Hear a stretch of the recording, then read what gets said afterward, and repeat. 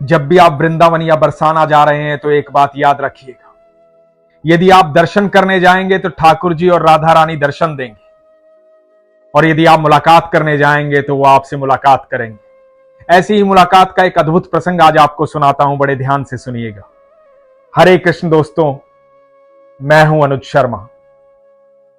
नोएडा उत्तर प्रदेश की रहने वाली नीतू मिश्रा जी बताती हैं कि पिछले 20 साल से एनसीआर में रह रही हैं, लेकिन कभी बरसाना जाना नहीं हो पाया था।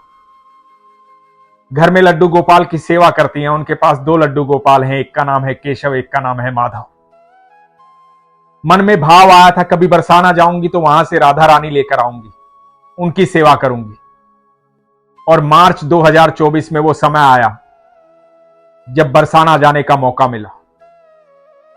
बरसाना से वो राधा रानी लेकर आई, जिनका नाम उन्होंने रखा आनंदी। अब केशव, माधव और आनंदी की सेवा करती है। नीतू मिश्रा जी बताती हैं, जब बरसाना गई पहली बार तो दोपहर में 12 बजे वो वहां पहुंची। पार्किंग में गाड़ी लगाई और देखा कि बहुत भीड़ है। नीचे से ही पहाड़ पर भीड़ दिखाई दे रही थी। अटारी की तरफ जाती हुई सीढ़ियां लोगों से भरी हुई थी। इतनी भीड़ देख करके मन विचलित हो गया। नीतू जी के पति ने कहा कि नीतू कैसे जाओगी, हम लेट हो गए हैं, बहुत भीड़ है, इतनी भीड़ में कैसे पहुंचेंगे। नीतू जी के 2 बच्चे हैं, एक 11 साल का, एक 14 साल का। उन दोनों ने भी कहा कि मम्मा कैसे जाओगे, बहुत भीड़ है। क्योंकि सारे परिवार को पता था कि नीतू जी भीड़ से घबराती है, उनको पीठ में दर्द की भी शिकायत रहती है। नीतू जी ने कहा कि देखा जाएगा, चलो चलते हैं, यहां तक आए हैं तो राधा रानी से मिलकर ही जाएंगे, चलिए राधा रानी से मिलने चलते हैं। और उस भीड़ को अपने दिमाग से हटा करके पूरा परिवार सीढ़ियों की तरफ बढ़ा, अटारी पर जाने के लिए। जब सीढ़ियां चढ़नी शुरू की तो देखा कि ऐसा लग रहा है कि लोग एक दूसरे पर चढ़े हुए हैं, इतनी भीड़ है, पैर रखने की जगह नहीं। थोड़ा सा आगे बढ़े तो एक मिठाई की दुकान वाले ने कहा कि आप यहां से मत जाइए, वो दूसरी तरफ से चढ़िए, चढ़ने का रास्ता वो है। जब ये दूसरी तरफ गए तो देखा कि सीढ़ियां खाली पड़ी, यहां ज्यादा लोग नहीं है। बड़े हैरान हो गए कि नीचे से तो ऐसा दिखाई दे रहा था कि बहुत लोग हैं, बहुत भीड़ है, लेकिन यहां तो भीड़ है ही नहीं। नीतू जी मन ही मन प्रसन्न हुई, राधा रानी का धन्यवाद किया। ये मन में भाव आया कि ये राधा रानी का चमत्कार है कि सारा रास्ता खुला कर दिया है, अब मैं आराम से जा पाऊंगी। वहीं पर रास्ते में एक दुकान पर रुके।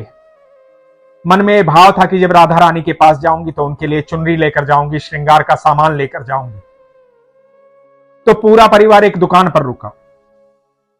दुकानदार को कहा कि एक पीले रंग की चुनरी दो। दुकानदार ने पीले रंग की चुनरी निकाली। जैसे ही चुनरी का पैकेट सामने रखा, नीतू जी के कान में एक आवाज आई। कहा कि ये चुनरी फटी हुई है, इसे मत लेना। नीतू जी ने पलट कर देखा। नीतू जी बताती हैं, जो मैंने देखा वो मैं जीवन में कभी नहीं भूल सकती। एक इतनी खूबसूरत महिला, सफेद रंग, गुलाबी रंग की पोशाक पहने हुए, बड़े सुंदर नैन, अद्भुत सुंदरता, मनमोहक। ऐसा ना कभी देखा था, ना कभी देखना संभव हो पाएगा। इतनी सुंदर महिला मैंने पहली बार देखी थी। उसने मेरे कान में कहा था कि यह चुनरी फटी हुई है, मत लेना। और यह कह करके वो आगे सीढ़ियों की तरफ बढ़ ली, अटारी की तरफ। मैं अचंभित हुई, उसे देखती रह गई। पता नहीं ये क्या था, कुछ समझ में नहीं आया। मेरे बेटे ने और मैंने उनको देखा था, मेरे पति ने और दूसरे बेटे ने सिर्फ आवाज सुनी थी। अब मन में शंका आ गई थी, लेकिन हैरानी इस बात की थी कि अभी चुनरी पैकेट में थी, पैकेट खुला भी नहीं था। तो इस महिला ने क्यों कहा कि चुनरी फटी हुई है? उस शंका की वजह से हमने चुनरी खोल कर देखी। जालीदार चुनरी थी। जालीदार चुनरी में आसानी से दिखाई नहीं देता कि कोई छेद हो गया, लेकिन जैसे ही चुनरी फैला करके देखी तो चुनरी बीच में से फटी हुई थी। हम सारे स्तब्ध हो गए, हैरान हो गए कि यह कैसे संभव है कि एक पैकेट में बंद चुनरी अभी तक खुली भी नहीं है और एक महिला आकर के कहती है कि वो चुनरी फटी हुई है, मत लेना। हम हैरान थे, स्तब्ध थे। मैं उन सीढ़ियों की तरफ देख रही थी जहां से वो चढ़ करके ऊपर गई थी, लेकिन वहां कोई नहीं था, कोई दिखाई नहीं दे रहा था। वो महिला कहीं दिखाई नहीं दे रही थी। अब दुकानदार को कहा कि श्रृंगार का सामान दे दो। वहां श्रृंगार का सामान कम था। दुकानदार ने कहा सिर्फ 4 चूड़ियां बाकी बची हैं, ये 4 ही चूड़ियां हैं, ये ले लो। हमें भी लगा कि देरी हो जाएगी। 4 चूड़ियां लेकर के ऊपर चढ़ना शुरू किया। पीली चुनरी लेकर के, चूड़ियां लेकर के, श्रृंगार का सामान लेकर के परिवार सहित ऊपर अटारी की तरफ चढ़ने लगी। सीढ़ियां चढ़ करके ऊपर मंदिर के प्रांगण में पहुंची और जा करके देखती है राधा रानी को और ठाकुर जी को, स्तब्ध रह जाती है।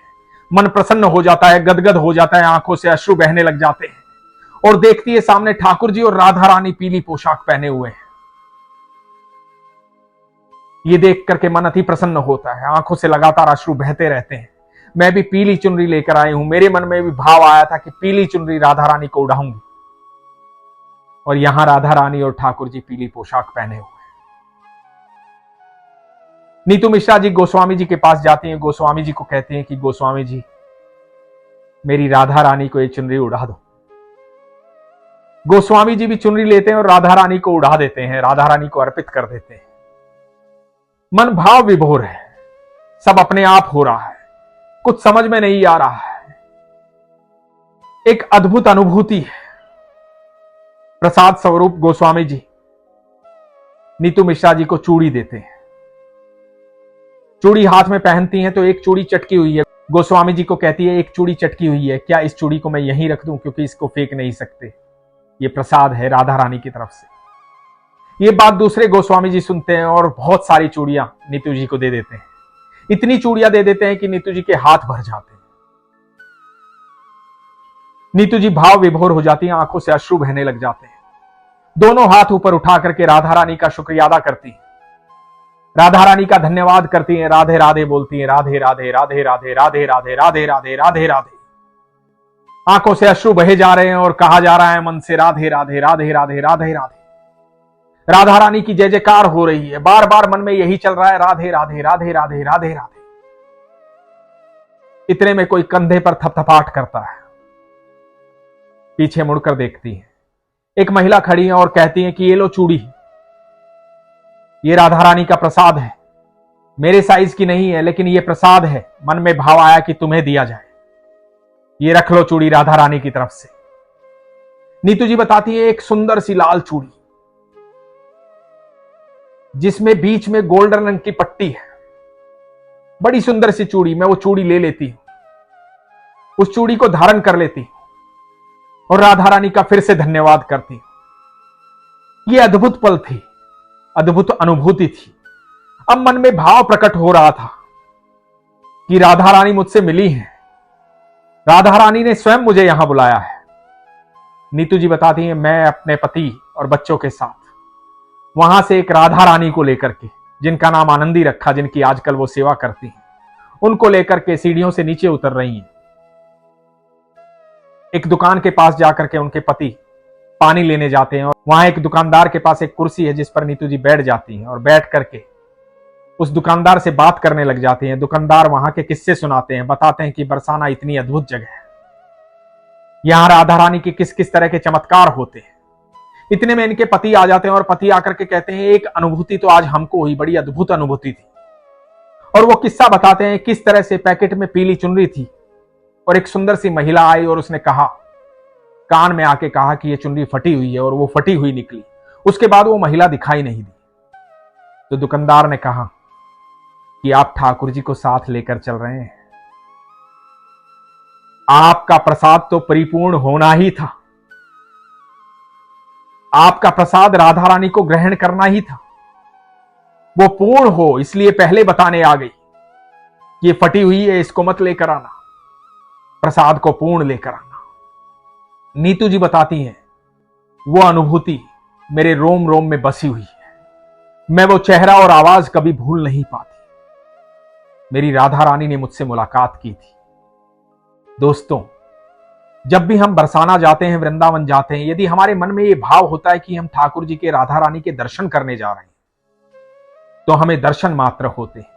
लेकिन मन में जब यह भाव होता है कि हम राधा रानी से, ठाकुर जी से मिलने जा रहे हैं और कह देते हैं कि ठाकुर जी, राधा रानी, हम आपसे मिलने आ रहे हैं, मुलाकात जरूर कीजिएगा, तो आप यकीन जानिएगा ठाकुर जी और राधा रानी आपसे मुलाकात जरूर करेंगे। जिस भाव से आप बरसाना वृंदावन जाएंगे, उसी भाव में आप परिपूर्ण हो पाएंगे। जैसा भाव आप लेकर जाएंगे, वही भाव पूर्ण होगा। आप दर्शन करने जाएंगे तो दर्शन होंगे, मुलाकात करने जाएंगे तो मुलाकात होगी। आप भोग लगाने जाएंगे तो भगवान भोग पाएंगे।